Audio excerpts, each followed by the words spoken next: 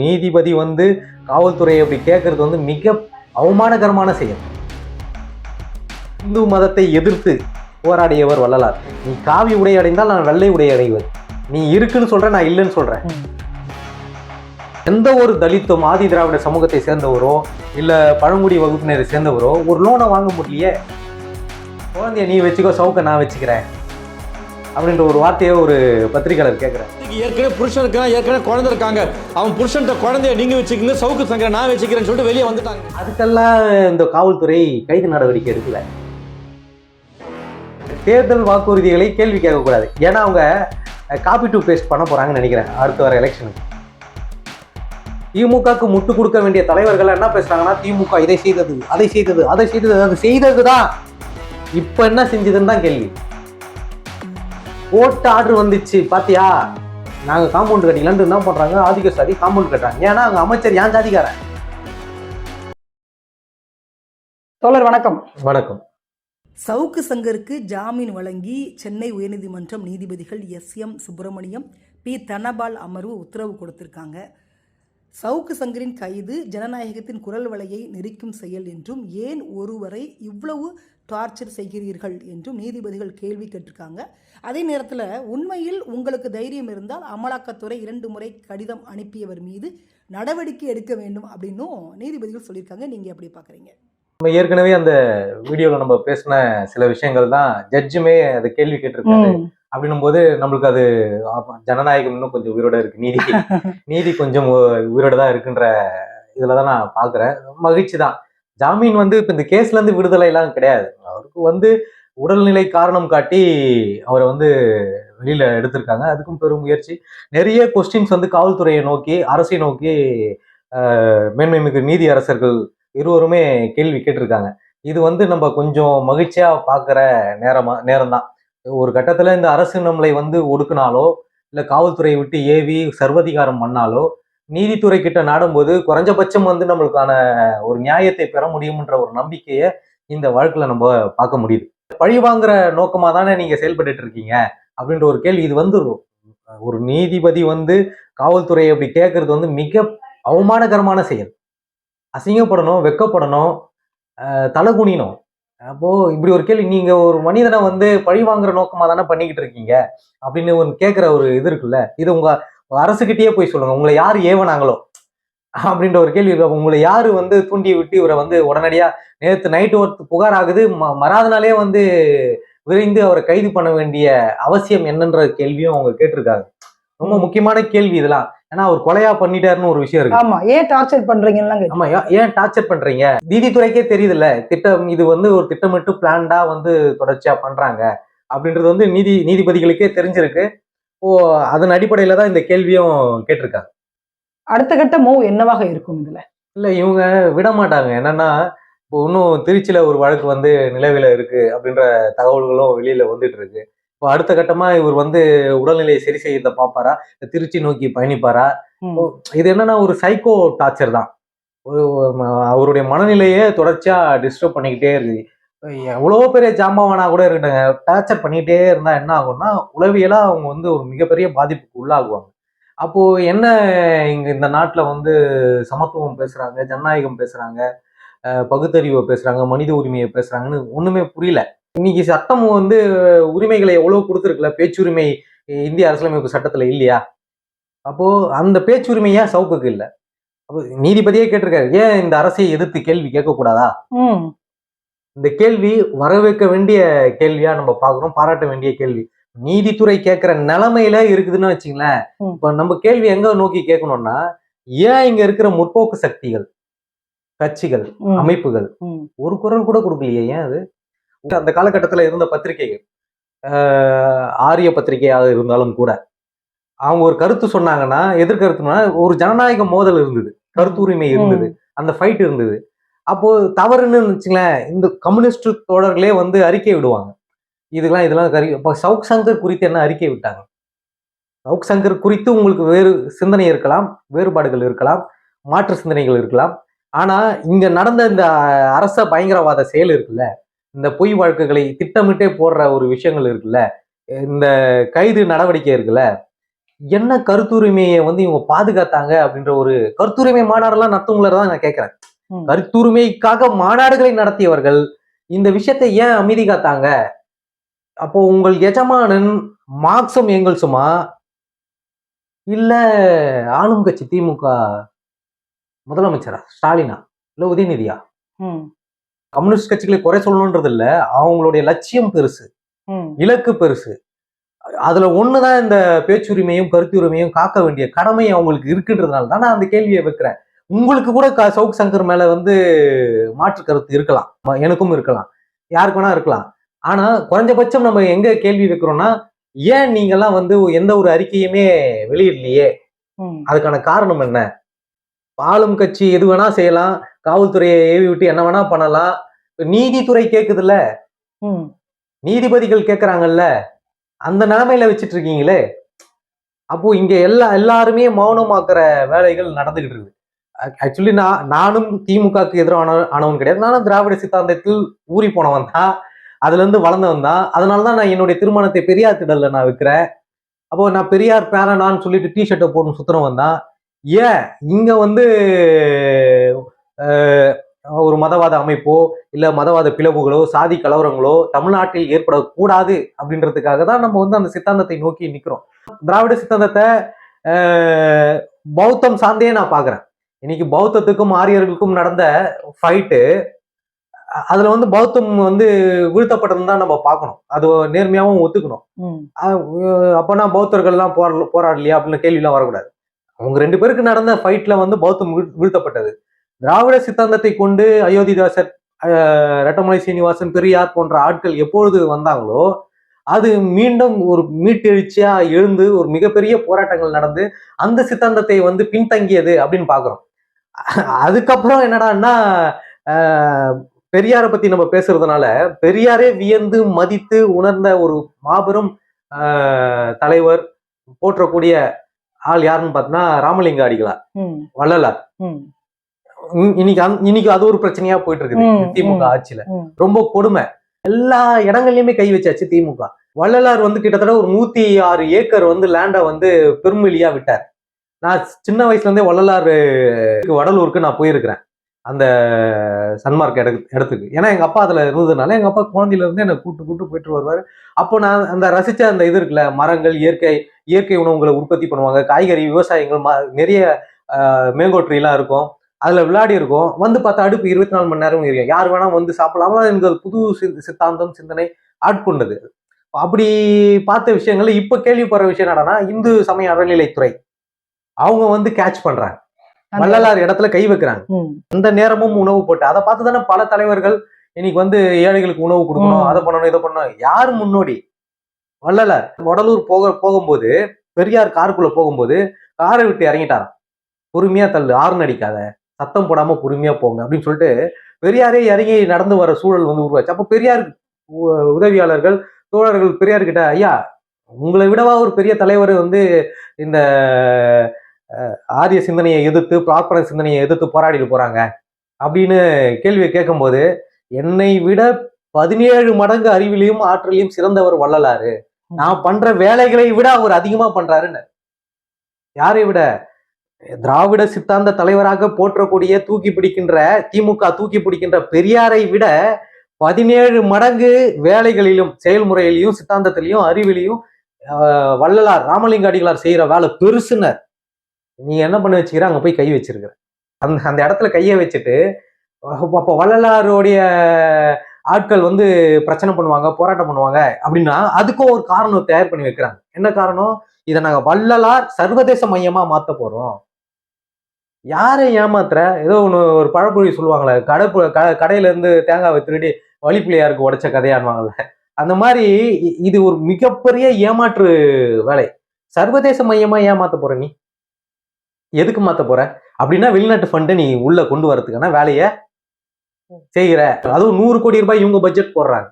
இந்து மதத்தை எதிர்த்து போராடியவர் வள்ளலார். நீ காவி உடை அடைந்தால் நான் வெள்ளை உடை அடைவது. நீ இருக்குன்னு சொல்ற, நான் இல்லைன்னு சொல்றேன். அதுதான் அந்த வெட்ட வெளி. ஆமா, ஒளியே ஜோதியே கடவுள்ன்றார். அவெல்லாம் கடவுள்னு ஒன்று இல்லை. ஒளியே ஜோதி கடவுள், அது உனக்குள்ள இருக்கிறாங்க. உன்னை நீ உணர்ந்துக்கோ அப்படின்னு சொன்னாரு. அப்போ அவரை மாதிரி ஒரு சித்தாந்தத்தை, அவரை மாதிரி ஒரு கம்யூனிசத்தை, வாடிய பயிரை கண்ட போதெல்லாம் நானும் சில மணி நேரம் வாடினேன்றார்ல, அதை விட கம்யூனிசம் என்ன இருக்கணும்? பயிர் வாடுறதுக்காக வாடல, அந்த பயிர் வாடனா விவசாயி வாடுவான், அந்த குடும்பம் மனித இனம் வாடும். அப்போ வாடிய பயிரை கண்ட போது நானும் ஒரு சில நொடி வாடினேன்றார்ல, அப்போ இதை விட கம்யூனிசம் என்ன இருக்கும்? அதனாலதான் அந்த அந்த மார்க்கமே உருவாக்கப்பட்டுச்சு. அதுலயே நீ கை வைக்கிறிய, நீ கை வைக்காத இடம் எங்க? இப்ப தேர்தல் வாக்குறுதிகள் எல்லாம் பார்த்தா இன்னைக்கு வந்து திமுக வந்து சொன்ன எந்த விஷயத்த செஞ்சிருக்காங்களா? நீட்டு தடை செய்வேனாங்க, தடை செஞ்சாங்களா? நம்ம துணை முதல்வர் வந்து படிச்சார 17 பேர் வந்து அனிதாவுல தொடங்கி 17 பேர் வந்து நீட்டால வந்து தற்கொலை பண்ணி இறந்துட்டாங்க. எங்க ஆட்சிக்கு அது நடக்காது, நாங்க வந்த உடனே அதை நிறுத்திடுவோம். நிறுத்திட்டாங்களா?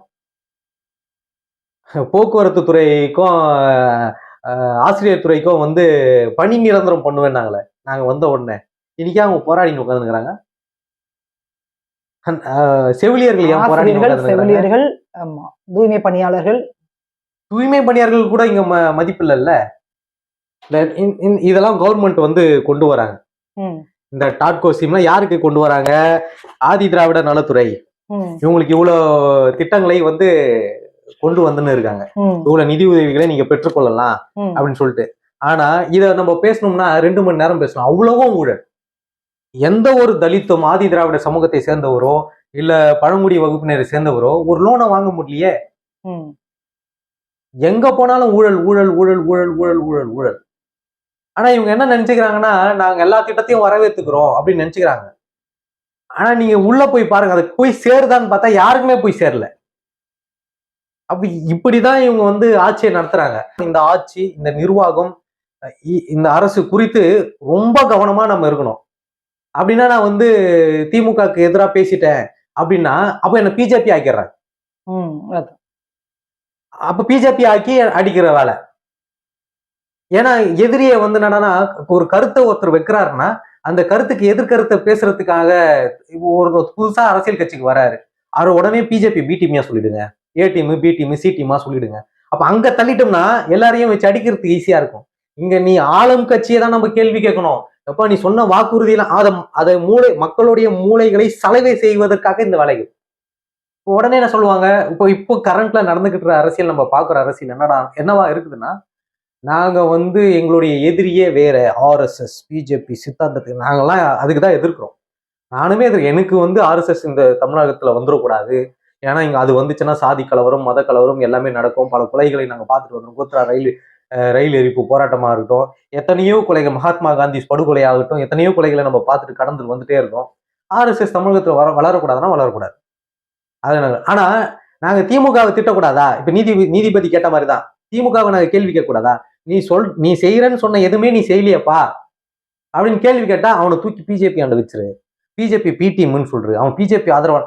ஏன்னா முன்னாடி ஒரு இன்டர்வியூ நம்ம பேசும்போது நான் ஏன் இதை பதிவு பண்றேன்னா, திமுக நண்பர்கள் என்னுடைய நண்பர்கள் கிட்ட இது வந்து மிரட்டல் கூட நீங்க எடுத்துங்க, எப்படி வேணா கொஞ்சம் பார்த்து இருந்துக்க சொல்லு. என்ன அவரு என்ன இப்போ பிஜேபியில சேர்ந்துட போறாரா இல்ல தாவேக்கால சேர்ந்துட போறாரா? கேள்விக்கு பதில் சொல்லுங்க, அவ்வளவுதான். நாங்க கேள்வி கேட்கிறோம், உனக்கு ஓட்டு போட்டதுல தான் நாங்க கேள்வி கேட்கிறோம். இப்ப நீதிபதி கேட்கிறாருல தமிழக காவல்துறை பத்தி கேட்டா அவரை பிஜேபியில நம்ம சேர்த்துடலாமா? ஆமா, ஏன்னா அப்பதாங்க ஈஸியா இருக்கும். அந்த இடத்துல நிக்க வச்சாதான் அடிக்கிறதுக்கு ஈஸியா இருக்கும். யார் வேணா கல்ல விட்டு அடிக்கலாம், யார் வேணா வாய்க்கு வந்தபடி பேசிடலாம், இந்த பர்சனல் வாழ்க்கையை பத்தி அசிங்கமா பேசிடலாம், பெண்ணுன்னு கூட பாராம பெண்களையும் கேள்வி கேட்டுடலாம். நான் ஒரு இன்டர்வியூல கூட நான் பாக்குறேன், குழந்தைய நீ வச்சுக்கோ, சவுக்க நான் வச்சுக்கிறேன் அப்படின்ற ஒரு வார்த்தையை ஒரு பத்திரிகையாளர் கேட்கிறாரு. அதுக்கெல்லாம் இந்த காவல்துறை கைது நடவடிக்கை எடுக்கல. எவ்வளவு பெரிய வார்த்தை இல்லது? ஆமா, இல்லாது. ஆமா, இதுக்கெல்லாம் 9,000 ரூபாய் போட்டிருக்காங்க, 90,000 ரூபாய் போட்டிருக்காங்க, 4,000 ரூபாய் போட்டிருக்காங்க. இதுக்கு வர கோவம். நீ ஒரு பெண்ணை வந்து பொதுதளத்துல வந்து அவங்க என்னவா இருந்துட்டு போடுவோம், ஜென்ரலா பேசிப்போமே, லிவிங் டுகெதர் இருக்கலாம்னு உச்ச நீதிமன்றமே சொல்லிச்சு, அனுமதி கொடுத்துருக்காங்க. அனுமதி அது சட்டப்படி. நீங்க பழங்கால வரலாறு எடுத்தா அப்படிதான் வாழ்ந்தோம் நம்ம. அப்படி இருக்கும்போது திருமண முறை எப்போ வந்ததுன்னு நம்ம கேள்வி எடுத்துக்கலாம். திராவிட சித்தாந்தத்தை பேசக்கூடியவர்களே இதெல்லாம் பேசுறாங்களே அசிங்கமா. பெண் உரிமையை பேச வேண்டியவர்களே இந்த உமன் ஹராஸ்மெண்ட் கொஸ்டின்ஸ் எல்லாம் வந்துட்டு இருக்கு. அப்படிங்கும்போது ரொம்ப அருவருக்கத்தக்க விஷயமா தான் நம்ம பார்க்க வேண்டியதா இருக்கு. ஸோ இந்த சவுக்குடைய கைது இவ்வளவு விஷயங்களை வந்து நம்மளை வந்து பேச வச்சிருக்கு அப்படின்றதும் நம்ம வந்து பதிவு பண்ணிக்கலாம். நிறைய டைம் அரெஸ்ட் பண்ணியாச்சு, கையை உடைச்சாச்சு, வெளியில வந்தும் டிஎம்கே குறித்து அவர் பேசிட்டு தான் இருந்தாரு. ஆமா, பட் இந்த டைம் எப்படி முதல்ல மதுரவாயில அரெஸ்ட் பண்ணாங்க, ஆமா அதுக்கப்புறம் தேனியில அரெஸ்ட் பண்ணாங்க, கூட்டு போயிட்டு கோயம்புத்தூர் ஜெயில வந்து கையை உடைச்சாங்க. அஹ் அப்பயும் வந்து பேசின்னு தான் இருந்தாரு. இப்பவும் இந்த நீதிபதி முன்னாடியே வந்து இவர் வந்து மேலும் பேசக்கூடாதுன்னு ஒரு கொஸ்டினை வச்சிருக்காங்க. ஓகே, அது எப்படி முடியும்? பேச்சுரிமை எனக்கு சட்டத்துல கொடுத்திருக்கிற உரிமை தானே, அது எப்படி பேசாம இருக்க முடியும்? வந்து அவர் பேசுவார், அதாவது மக்களுக்கு தெரியும், அவர் பேசிடுவார், பேசாமலாம் இருக்க முடியாது. நாங்க எப்படி தெரிஞ்சுக்கிறதுன்னு ஒண்ணு இருக்குல்ல. ஆளும் கட்சியை குறித்து மற்ற கட்சிகள் நீங்க பேசுங்க, மற்ற சேனல்கள் பேசுங்க. எல்லா சேனலும் என்னால விலை கொடுத்து வாங்க முடியும் போது ஏதோ 1-2 சேனல் பேசும்போது கவனம் அங்கதானே போவோம். அப்போ சவுக்கு சங்கம் சமீபத்துல இருந்து சில விஷயங்களை வந்து நிறைய இந்த தேர்தல் வாக்குறுதிகள்லாம் கிளறி கிளறி பேச ஆரம்பிச்சாரு. இந்த தேர்தல் வாக்குறுதிகளை கேள்வி கேட்கக்கூடாது, ஏன்னா அவங்க காப்பி டு பேஸ்ட் பண்ண போறாங்கன்னு நினைக்கிறேன் அடுத்து வர எலெக்ஷனுக்கு. அன்புமணி ராமதாஸ் ஐயா வந்து ரொம்ப தெளிவாகவே வந்து ஒரு புத்தகமா வெளியிட்டு இருக்கிறாங்க. விடியல் ஆட்சின்றீங்க, விடியல் எங்கே அப்படின்னு ஒரு புத்தகத்துல 505 தேர்தல் அறிக்கைகள் டிஎம்கே கொடுத்தாங்க பிரச்சாரத்தின் போது. 66 நிறைவேற்றம் பண்ணிருக்கிறாங்க, மீதி எதுவுமே பண்ணவே இல்லை. இப்ப இதை குறித்து பேசினா அவரை நம்ம கைது பண்ண முடியுமா? இருக்கிறதுன்னு அவங்க வந்து ஆதாரபூர்வமா பேசுறாங்க, அதைத்தானே இவரும் வந்து பேசியிருக்கிறாரு. இல்ல, இதையெல்லாம் மூடி மறைப்பதற்கு நிறைய விஷயங்களை அவங்க வந்து பொய் கணக்கு எழுதுறதுன்னு கிராமத்துல எழுதுவாங்க. கிராம கட்ட பஞ்சாயத்துகள்ல பொய் கணக்கு எழுதுவாங்க. அந்த மாதிரி வந்து எல்லாமே நாங்கள் 80% செய்து முடித்து விட்டோம், நாங்கள் 85% செய்து முடித்து விட்டோம், தேர்தல் வாக்குறுதி இன்னும் 10% இருக்கிறது, 90% செய்து முடித்து விட்டோம், எலெக்ஷனை பிம்பிளாக்கி பிளாப்பின்னுவாங்க, எல்லாத்தையும் முடிச்சிட்டோம். கொடுக்கணுன்ற அவசியம் இல்லையே, இதுக்கு டிஎம்கே இருக்கக்கூடிய பர்சனே சொல்றாங்க கொடுக்கணுன்ற அவசியம் இல்லையே, தேர்தல் அறிக்கை கொடுத்தா அதெல்லாம் நிறைவேற்றணும் என்ன அவசியம் இருக்குது? அது லீகலி கிடையாது இல்ல, சட்டத்துல இருக்குது அந்த மாதிரி. நாங்க தேர்தல் அறிக்கை கொடுத்துட்டோம், நிறைவேற்றிதான் ஆகணும்ன்றதெல்லாம் சட்டத்துல கிடையாது. என்ன பண்ணலாம்? மக்கள் கேள்வி கேட்க முடியாது. ஆமா, அப்ப மக்கள் என்ன பண்ணணும்?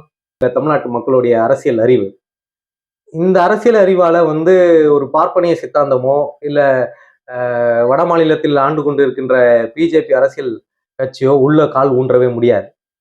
அதுக்கு காரணம் திமுக இல்ல, அதுக்கு காரணம் பெரியார், அதுக்கு காரணம் ரெட்டமலை சீனிவாசன், அயோத்திதாசர் பண்டிதர், MC ராஜா, இவங்கெல்லாம் பண்ணிட்டு போனதுதான். இவங்க விதைத்த விதை இருக்குல்ல, வள்ளலார், இவங்கெல்லாம் போட்ட விதை இருக்குல்ல, அந்த விதையில தான் இங்க வந்து அவங்களால கால் ஊன்றவே முடியல. திராவிட பேச்சாளர்கள்லாம் நிறைய ஸ்பீச்சை நாங்க கேட்டுட்டு வரும்போது திமுக என்ன செய்யவில்லை, பேருக்கு பின்னால் சாதி எடுத்தது என்ன செய்யவில்லை, திமுக என்ன செய்யவில்லைன்னு பேசுறாங்கல்ல. இந்த மாற்றங்கள்லாம் திராவிட கட்சி தான் செஞ்சது. இந்த 5 ஆண்டுல நீ என்ன செஞ்ச அதை சொல்லு. இந்த 5 ஆண்டு சாதனைகளை பற்றி பேசு, இதான் கேள்வி. இப்போ இந்த கேள்வியில தான் நம்ம வந்து பேசணும்னா, திமுகக்கு முட்டு கொடுக்க வேண்டிய தலைவர்கள் என்ன பேசுறாங்கன்னா, திமுக இதை செய்தது, அதை செய்தது, அதை செய்தது, அது செய்ததுதான், இப்ப என்ன செஞ்சதுன்னு தான் கேள்வி. அங்க இருந்து நீங்க வாங்கல, இப்ப எதுவும் செய்யல, நாங்குநேரி பிரச்சனையை தீர்வு காணல, வேங்க வயல்ல தீர்வு காணல, முட்டு மறைக்கதானே பார்த்தது, எதுல தீர்வு கண்டது? திரௌபதி அம்மன் கோவில திறக்க முடியல, எவ்வளவு பெரிய விஷயம்ன்றது பாருங்க. இப்போ இங்க கீரனூர் பகுதியில் ஐயா கக்கன் அவர்கள் மக்களுக்கு இப்போ பயன்படுத்துறது குடிநீர் கிணறு ஓபன் பண்ணாரு. அது ஒரு ஆதிக்க சாதியை சார்ந்த நபர் வந்து மடக்கி வைக்கிறார். வடிவேலு என்கிட்ட அப்பாயின்மெண்ட் ஆர்டர் இருக்குடா அப்படின்னு வரல, கவர்மெண்ட் ஆர்டர். அது மாதிரி கோர்ட்ல வந்து என்ன பண்ணியிருக்காங்கன்னா, இதை ஆய்வு செய்து எனக்கு வந்து போலீஸ் வந்து குற்றப்பத்திரிகை தாக்கல் பண்ணணும்னு சொல்லியிருக்காங்க. ஆமா, யாரும் பயன்படுத்தக்கூடாது, யாருக்கும் சொந்தம் கிடையாது, இந்த ஆய்வு செஞ்சு கொடுங்கன்னு தான் கோர்ட் கேள்வி கேட்டிருக்கு. கோர்ட் ஆர்டர் வந்துச்சு, பாத்தியா நாங்க காம்பவுண்ட் கட்டிக்கலான்னு என்ன பண்றாங்க, ஆதிக்க சாதி காம்பவுண்ட் கட்டுறாங்க. ஏன்னா அங்க அமைச்சர் ஏன் ஜாதிக்காரன், அந்த காரணத்துக்காக. அப்போ என் மாமன் தான் அமைச்சராகிறான், அவன் சொந்தக்காரனே என்ன பண்றான், மடக்குறான் அந்த லேண்ட. அப்ப அதுக்குள்ள கக்கன் கட்டி வச்சு குடிநீர் கிணறு இருக்குது. இதெல்லாமே எந்த ஆட்சியில நடக்குது? அந்த அமைச்சர் யாரு? 6 முறை எங்க பழனி வட்டத்துல, திண்டுக்கல் மாவட்டத்துல 6 முறை எம்எல்ஏ இருந்தவர்,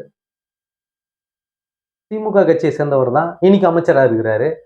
அவர் கொடுக்கிற தைரியத்துல யார் பாதிக்கப்பட்டா? 500க்கும் மேற்பட்ட குடும்பங்கள், அங்க தலித் குடும்பங்கள் இருக்குது. கக்கனுக்கும் மரியாதை இல்ல, ராமலிங்க அடிகளார், வடலூர் வள்ளலாருக்கும் மரியாதை இல்ல. இவங்களா சங்கியா வச்சிடலாமா, தூக்கி அப்படியே பிஜேபி ஆண்டு வச்சிடலாமா? அதனாலதான் நாங்க எதிர்க்கிறோம்னு சொல்லிடலாமா? இவர்கள்லாம் பாஜக சிந்தனையில், RSS சிந்தனையில் வளர்ந்தவர்கள் சொல்லிடலாமா? என்ன சொல்ல போறீங்க? இங்க நீங்க கை வைக்காத இடமே இல்லை, அது கவனத்துல எடுத்துக்கணும். திராவிட தோழர்கள், திமுக காரர்கள், நீங்கள் கை வைக்காத இடமே இல்லை. தூய்மை பணியாளர்கள் தொடங்கி ஆசிரியர்கள், போக்குவரத்து கழகத்துறை, எல்லாரும், செவிலியர்கள், எல்லார் மீதும் கை வைத்திருக்கிறீர்கள். குறிப்பாக ஆணவ படுகொலை, ஏராளமான ஆணவ படுகொலை, தலித் மக்கள் ரொம்ப ரொம்ப சித்திரவதைகளை இந்த ஆட்சியில அனுபவிச்சுட்டு இருக்காங்க. இது எல்லாமே நீங்க கவனத்துல எடுத்துக்கணும்ன்றத நான் பதிவு பண்றேன். நன்றி.